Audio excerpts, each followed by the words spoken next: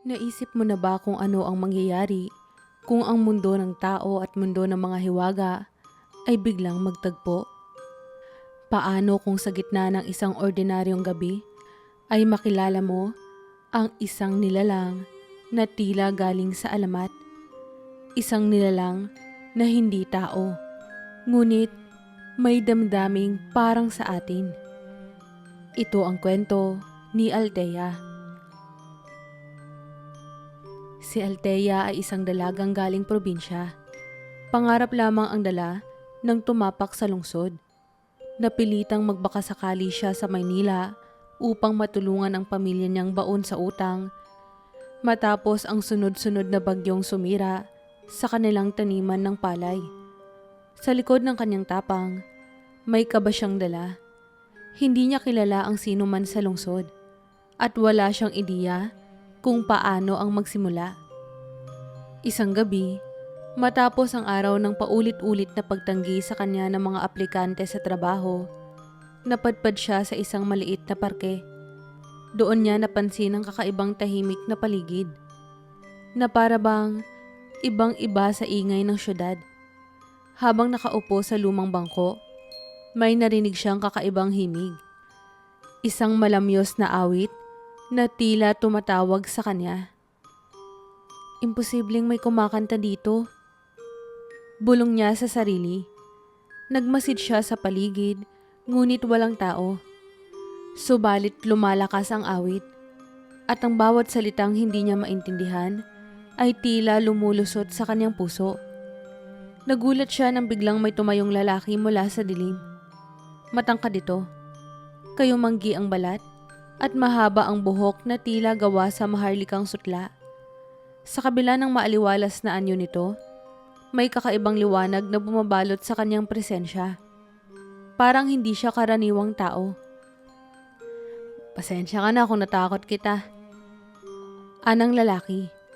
Ang tinig niya ay kasing lamyos ng awit na narinig ni Althea. Hindi ko sinasadya. Hindi naman. Sagot ni Althea kahit nanginginig ang boses niya. Sino ka ba? At anong ginagawa mo rito? Napangiti ang lalaki. Ako si Darian. Isa akong dayuhan. Naliligaw. Hindi alam ni Althea kung bakit, pero naramdaman niyang may kung anong misteryo sa lalaking ito. Gayunpaman, may kapayapaan sa kanyang mga mata. Bago pa siya makapagtanong muli, tumahimik si Darian at biglang napatingin sa likod ni Althea. At ikaw naman, anong ginagawa mo rito? Di mo ba alam na delikado ang lugar na to tuwing gabi? Nagmamadaling lumapit si Darian at hinila siya patayo. Paglingon ni Althea, nakita niya ang dalawang lalaking mukhang magnanakaw. Papalapit sa kanila. Bigyan niyo na lang kami ng pera at walang masasaktan, sabi ng isa sa mga lalaki. Hindi makagalaw si Althea. Pero si Darian, sa halip na matakot, ngumiti lamang. Patawad, pero hindi namin kayang ibigay yan. Pare, hoy, walang pumapalag sa amin. Gago ka ba? Tumawa ang isa pang lalaki at sinubukang suntukin si Darian. Pero bago pa man tumama ang kamao nito, tila huminto ang oras sa paligid. Nagliwanag ang paligid ni Darian at parang naging manipis ang hangin. Sa isang iglap, nawalan ng malay ang dalawang magnanakaw at natumba sa lupa. Nagulat si Althea. Hindi makapaniwala sa nakita niya. Anong ginawa mo? Tanong niya, halata ang kaba at pagtataka. Ngumiti lamang si Darian. Kailangan lumayo na tayo rito. Magkakaproblema tayo kung may makakita pa. Habang naglalakad sila papunta sa tirahan ni Althea, hindi na mapigilan ng dalaga ang tanong. Tao ka ba talaga? Ngumiti ulit si Darian. Ngunit sa pagkakataong ito, ay tila may lungkot sa kanyang mga mata. Hindi na mahalaga kung ano ako. Ang mahalaga, ligtas ka na. Pagdating nila sa inuupahang maliit na kwarto ni Althea, hindi pa rin mawala sa isipan niya ang mga nangyari. Mula sa awit sa parke, sa kakaibang liwanag na bumalot kay Darian, hanggang sa mabilis na pagkawala ng malay ng mga magnanakaw. Lahat ay tila eksena sa isang kwentong hindi ka panipaniwala. Pasensya ka na ha, maliit lang tong kwarto ko. Sabi ni Althea, pilit na nililihis ang usapan habang inaayos ang isang lumang kumot sa sahig para kay Darian. Mas okay na to kaysa sa wala. Sagot ni Darian, ang ngiti niya ay tila nagpapagaan sa lahat ng bagay. Salamat sa pagpapatuloy. Habang umuupo si Darian sa sahig, hindi na napigilan ni Althea ang tanong na kanina pang bumabagabag sa kanya. Darian, sino ka ba talaga? At bakit parang hindi ka tao? Tumigil si Darian sa ginagawa at tumingin kay Althea. Sa tingin ko, oras na rin siguro para malaman mo. Tumayo siya, dahan-dahang inilapit ang kamay sa ilaw ng kwarto. At sa isang iglap, lumiwanag ito ng mas maliwanag kesa sa dati. Napansin ni Althea ang kakaibang liwanag na bumalot kay Darian. Tila isang aninong kumikislap sa hangin. Isa akong engkanto. Napadpad ako sa mundo ng mga tao dahil sa isang aksidente. Hindi ko naman intensyong manatili dito. Pero habang mas matagal akong nananatili, mas lumalayo ako sa sarili kong daigdig. Hindi agad nakapagsalita si Althea. Engkanto? Bulong niya. Yung mga nilalang sa alamat? Paano ka napunta rito? Muling umupo si Darian. Tila iniisip kung paano ipapaliwanag. Noong una, may misyon akong dapat tuparin sa aming mundo. Subalit sa isang pagkakamali, napadpad ako rito at nawala ng paraan upang makabalik. Ang kailangan ko ay ang bato ng koneksyon. Isang mahiwagang bagay na magpapabalik sa akin sa mundo ng mga engkanto. Pero ang bato na yun ay matagal nang nawala. Nawawala? Paano mo naman yun hahanapin kung hindi mo alam kung saan matatagpuan? Ngumiti si Darian kahit halata ang lungkot sa kanyang mga mukha. Kaya nga nandito ako. Umaasa akong mahanap to bago pa tuluyang mawala ang lahat ng lakas ko. Lakas mo? Oo. Bilang engkanto, ang bawat araw sa mundo ng tao ay nagpapahina sa akin. Kung hindi ko mahanap ang bato sa tamang panahon, baka tuluyan akong maging isang ordinaryong nilalang. O mas masahol pa, mawala ng tuluyan. Tumahimik si Althea. Pilit inuunawa ang lahat ng sinabi ni Darian. Hindi niya maipaliwanag kung bakit, pero naramdaman niya ang bigat ng sitwasyon nito. Kung ganon, tutulungan kita. Kung may paraan para mahanap ang batong yon, gagawin ko. Sabi ni Althea. Tila nagliwanag ang mukha ni Darian. Talaga bang gagawin mo yon para sa akin? Oo. Sa tingin ko, hindi aksidente na nagtagpo tayo. Baka may dahilan kung bakit ka napunta rito at kung bakit tayo ang nagkakilala. Ngumiti si Darian at sa unang pagkakataon, naramdaman niya ang pag-asa. Ngunit alam nila na ang paghahanap sa bato ay hindi magiging madali. May mga bagay na hindi pa rin niya inilahad kay Althea. Tulad ng panganib na nagbabantang sumunod sa kanila habang hinahanap ang bato ng koneksyon. Sa gabing iyon, habang natutulog si Althea, dahan-dahang lumabas si Darian ng kwarto. Tinawag siya ng isang pamilyar na tinig mula sa dilim. Akala mo ba makakatakas ka, Darian? Ani ng lalaking nakatayo sa anino ng kalye. Si Malvar. Ang matagal ng kaaway ni Darian sa mundo ng mga engkanto ay natagpuan na siya. Kinabukasan, napansin ni Althea na tila pagod si Darian, pero hindi niya ito pinansin agad. Hindi niya alam na nagkaroon ng sagupaan noong gabing habang siya ay natutulog. Si Darian, Sa kabila ng kanyang kahinaan, ay nagawang itaboy si Malvar. Ngunit alam niya na hindi na magtatagal bago bumalik ang kaaway upang tapusin siya. Habang nag-aalmusal, biglang nagsalita si Althea. Kahapon, sinabi mong hahanapin natin ang bato ng koneksyon. Paano natin sisimulan yon? Nag-isip si Darian sandali bago siya tumingin kay Althea. May lugar dito sa lungsod na maaaring taguan ng bato. Sa mundo ng mga tao, ito ay tinatawag na kuweba ng mga alaala. Isang sinaunang pook na may lihim na kaugnayan sa mundo ng mga engkanto. Nagulat si Althea. Hindi ko pa naririnig yun. Paano natin matutunton ang lugar na yon? Kailangan nating puntahan ang isang matandang babaylan na kilala sa mundong to. Siya lang ang maaaring magbigay ng direksyon papunta ron. Habang naglalakbay sila papunta sa babaylan, naramdaman ni Althea na parang may nakamasid sa kanila. Hindi niya magawang magsalita tungkol dito. Ngunit ramdam niya ang bigat ng presensya. Nang makarating sila sa isang maliit na kubo sa gilid ng gubat, pinatuloy sila ng isang matandang babae na tila alam na ang kanilang sinasadya. Matagal ko nang hinihintay ang araw na ito, ani ng babaylan habang tinititigan si Darian. Ikaw ang nawawalang engkanto.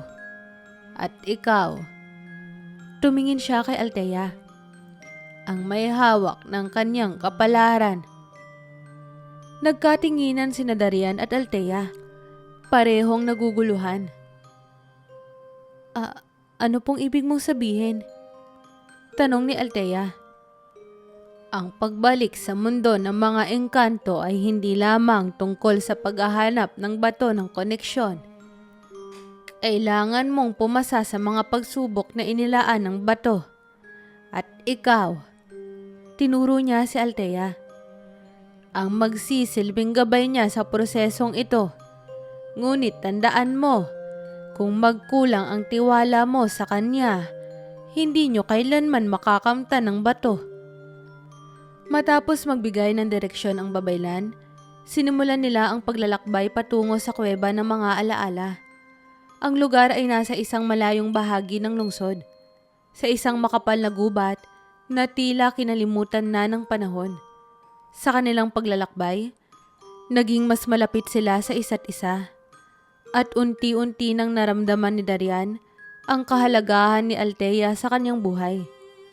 Habang binabaybay nila ang gubat, biglang huminto si Darian. May kasama tayo. Bulong niya kay Althea. Hindi pa man siya nakakuha ng sagot, biglang lumabas mula sa mga puno si Malvar, ang kaaway ni Darian. Hindi mo talaga natutunan ang leksyon mo, Darian. Ani Malvar. Ang kanyang tinig ay puno ng galit. Ang mundo ng tao ay hindi para sa mga tulad natin. Bakit ka ba nagpupumilit na bumalik, ha? Hindi mo maiintindihan, Malvar. Sagot ni Darian, inilalabas ang natitira niyang lakas. Ang mundo ng tao ay higit pa sa iniisip mo. Hindi ito para sirain, kundi para pahalagahan. Isang matinding laban ang sumiklab sa pagitan ni Darian at Malvar. Ginamit ni Darian ang lahat ng natitira niyang kapangyarihan upang protektahan si Althea. Ngunit malakas si Malvar at tila walang katapusan ang kanyang lakas. Si Althea, kahit natatakot, ay tumayo sa tabi ni Darian. Hawak ang isang makalumang krus na ibinigay ng babaylan sa kanila. Gamitin mo to! Sigaw ni Althea, iniaabot kay Darian ang krus. Nang mahawakan ni Darian ang krus, biglang lumabas ang isang malakas na liwanag.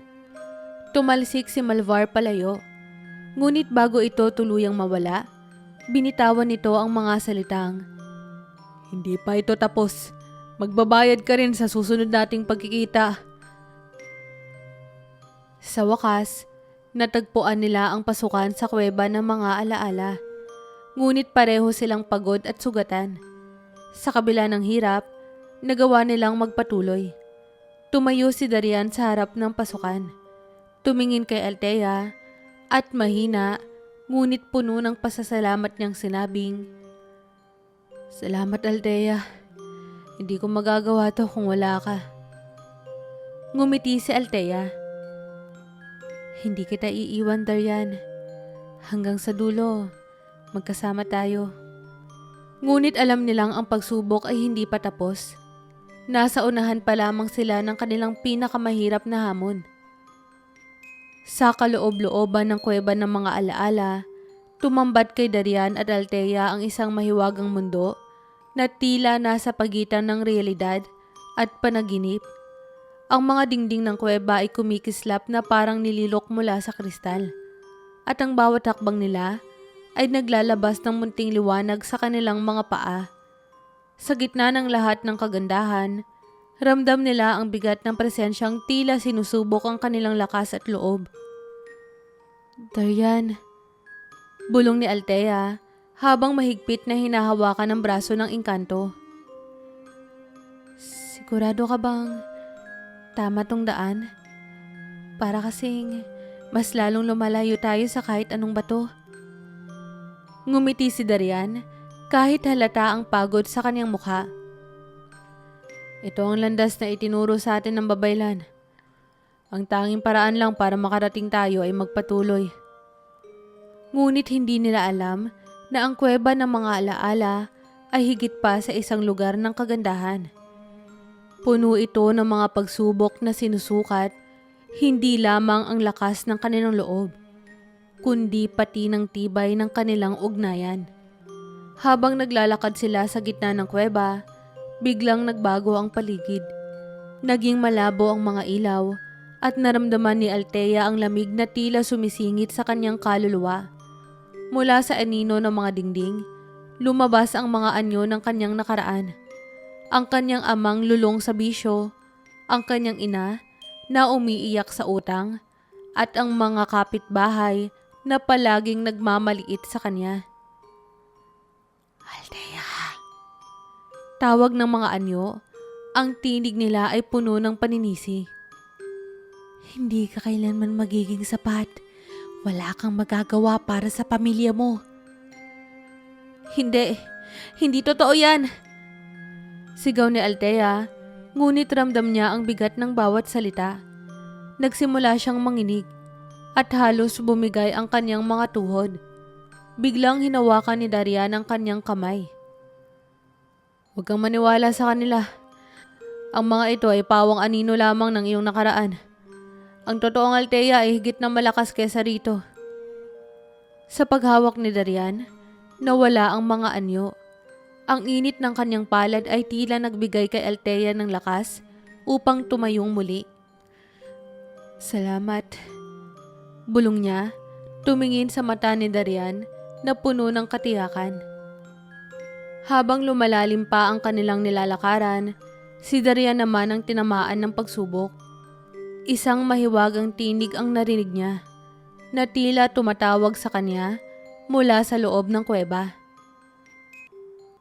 "Darian, bakit ka nagpapatuloy pa? Alam mong kaya mong makuha ang kapangyarihan dito at manatiling mag-isa." Biglang lumitaw sa harap niya ang imahe ng kanyang nakaraan bilang isang makapangyarihang engkanto. "Ano ang ginagawa mo kasama ang isang mortal? Ang mga tao ay mahihina. Wala silang lugar sa ating mundo." Naramdaman ni Darian ang panghihina ng kanyang loob. Sa totoo lang, may bahagi sa kanyang isip na nagtatanong kung tama ba ang ginagawa niya. Ngunit sa gitna ng kanyang pagdududa, narinig niya ang tinig na Althea. "Darian, anong nangyayari?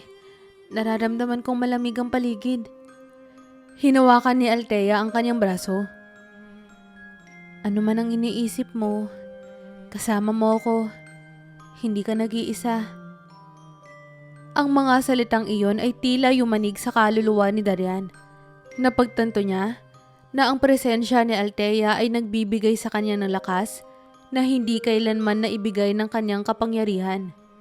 Sa sandaling iyon, napagtanto niya kung ano ang tunay na mahalaga. Matapos nilang malagpasan ang dalawang pagsubok, napunta sila sa isang malaking silid na puno ng mga kristal. Sa gitna nito ay isang pedestal kung saan naroroon ang isang bagay na tila gawa sa liwanag. Ang bato ng koneksyon. Ngunit bago nila ito makuha, isang malalim na tinig ang pumuno sa kuweba. Bago nyo makuha ang bato, kailangan nyong sagutin ang isang katanungan. Ani ng tinig. Ano ang dahilan kung bakit kayo naririto? Tumingin si Darian kay Althea at pagkatapos ay lumapit sa bato. Narito ako hindi lang para makabalik sa mundo ng mga engkanto. Narito ako dahil natutunan kong mahalaga ang mga tao. At may halaga rin ang kanilang mundo.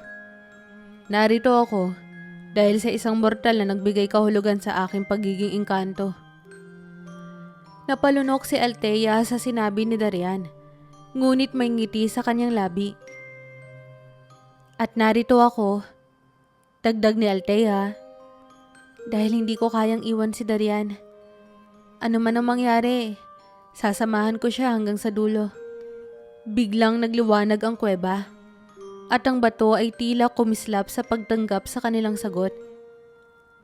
Ang inyong dalisay na layunin at tiwala sa isa't isa ay nagpatunay ng inyong karapat-dapat. Ngunit tandaan, ang landas ninyo ay hindi pa natatapos. Habang kinuha ni Darian ang bato, naramdaman niya ang pagbabalik ng kanyang lakas. Ngunit napansin din niyang tila may nagbago sa kanya. Hindi na lamang siya isang engkanto. Sa paghawak niya sa bato, naramdaman niya na ang kanyang kapangyarihan ay unti-unting nagiging bahagi ng mundo ng tao. Tumingin siya kay Althea at sa unang pagkakataon, buong tapang niyang sinabi, hindi ko alam kung anong naghihintay sa atin. Pero isa lang ang sigurado ko. Althea, mahal kita. Napatigil si Althea, ngunit nginitian siya ni Darian. At ako, Darian, mahal din kita. Kahit saan man tayo dalhin ng landas na to, magkasama nating haharapin yon. Kasama mo ako sa lahat ng oras. Matapos makuha ang bato ng koneksyon, nagbago ang paligid ng kuweba. Ang mga kristal na dati ay kumikislap ay naging malamlam at isang pinto ang lumitaw mula sa kawalan. Ang pintong ito ay tila gawa sa pinong kahoy at sinlalim ng gabi ang kulay na may ukit ng mga bituin at buwan. Ang pintong ito ang daan pabalik sa mundo ng mga engkanto. Paliwanag ni Darian habang hinahawakan ang kamay ni Althea. Pero ito rin ang pinto na hudyat ng ating huling pagpipilian. Anong ibig mong sabihin? Tanong ni Althea, ramdam ang kaba sa kanyang tinig. Huminga ng malalim si Darian. Ang bato ay hindi lamang nagbibigay ng daan pabalik. Meron itong kakayahang gawing mortal ang isang engkanto. Ngunit kapalit nito ay ang paglimot sa lahat ng kanyang kapangyarihan at koneksyon sa kanyang mundo. Nagulat si Althea. Ibig sabihin, kung pipiliin mong manatili rito, mawawala ka bilang engkanto? Oo. Ngunit kung pipiliin kong bumalik sa mundo ng mga engkanto, hindi na kita makikita ulit. Natahimik si Althea. Sa kabila ng damdaming gusto niyang ipaglaban ang kanilang pagmamahalan, ayaw niyang maging makasarili. Darian, ang buhay mo bilang engkanto ay bahagi ng kung sino ka. Hindi ko kayang maging dahilan ng pagkawala nito. Ngunit bago pa siya makapagsalita pa, hinawakan ni Darian ang kanyang mga balikat at tinitigan siya ng mas malalim sa mata. Althea, noong una kitang makilala, ang tanging iniisip ko ay kung paano makabalik. Ang mundo ko, ang kapangyarihan ko, lahat ng yun ang mahalaga sa akin. Pero ngayon, alam ko na kung ano ang tunay na mahalaga. At ikaw yun. Pero Darian, huwag ka na mag-alala. Ginawa ko na ang desisyon ko. Huminga ng malalim si Darian at inilapat ang bato ng koneksyon sa kanyang dibdib. Sa isang iglap, lumiwanag ang paligid at naramdaman ni Althea ang bigat ng kapangyarihan na tila sinisip-sip ng bato mula kay Darian. Nang humupa ang liwanag, si Darian ay nakatayo pa rin. Ngunit ang aura ng inkantong bumabalot sa kanya ay tuluyan nang nawala. Darian? Tanong ni Althea habang hawak ang kanyang kamay. Ngumiti si Darian. Isa na akong tao. At ngayon, ang tanging mahalaga ay ang pananatili ko sa tabi mo. Sa mga sumunod na linggo, unti-unting natutunan ni Darian ang pamumuhay bilang isang ordinaryong tao. Hindi naging madali ang lahat. Naranasan niyang magutom, maghirap, at maghanap ng paraan upang makatulong kay Althea sa kanyang pang-araw-araw na buhay. Pero sa bawat pagsubok, naroon si Althea upang samahan siya, at ang kanilang pagmamahalan ay lalong tumibay. Isang araw, habang magkasama silang naglalakad sa parke kung saan sila unang nagkita, biglang napahinto si Althea. Darian, sigurado ka ba sa desisyong to? Wala ka ng kapangyarihan. Wala ka ng koneksyon sa iyong mundo. Hindi ka ba nagsisisi? Hinawakan ni Darian ang kanyang kamay at ngumiti. Althea, minsan nang sinabi sa akin na ang kapangyarihan ko bilang engkanto ang nagbibigay halaga sa akin. Pero ikaw ang nagturo sa akin na ang tunay na halaga ng isang buhay ay ang pagmamahal at sakripisyo. Wala akong pinagsisisihan dahil ang buhay na to ay para sa atin. Sa kabila ng kanilang masayang pagsasama, dumating ang balitang si Malvar. Ang matagal ng kaaway ni Darian ay bumalik. Ngayon ay nasa mundo ng mga tao upang maghiganti. Isang gabi, hinarap sila ni Malvar sa gitna ng parke. Darian, hindi ka na ang makapangyarihang engkanto noon. Ngayon, isa ka na lang mahina at walang silbing tao. Siguro nga. Sagot ni Darian habang pinapasa ng takot, ngunit hawak ang kamay ni Althea. Pero kahit tao na ako, hindi kita hayaang saktan ng taong mahal ko. Bago pa makalapit si Malvar, biglang lumiwanag ang paligid. Ang bato ng koneksyon na iniwan ni Darian sa babaylan ay biglang lumitaw. Sa pamamagitan ng kapangyarihan ng bato, nilamon si Malvar ng liwanag at tuluyan itong naglaho. Tumayo si Darian at Althea sa gitna ng liwanag. Magkahawak ang kamay. Sa sandaling iyon, naramdaman nila na kahit walang kapangyarihan si Darian, ang kanilang pagmamahalan ang naging sandigan ng kanilang tagumpay. Sa huli, namuhay ng tahimik si Darian at Althea. Malayo sa gulo ng mga engkanto at pagsubok na pinagdaanan nila. Natutunan nila na ang pagmamahalan ay hindi tungkol sa kapangyarihan o kahinaan, kundi sa pagsasakripisyo para sa isa't isa. At sa bawat araw na lumilipas, ang kanilang kwento ay naging patunay na kahit ang pinakamahiwagang daigdig ay kayang talunin ng pagmamahal.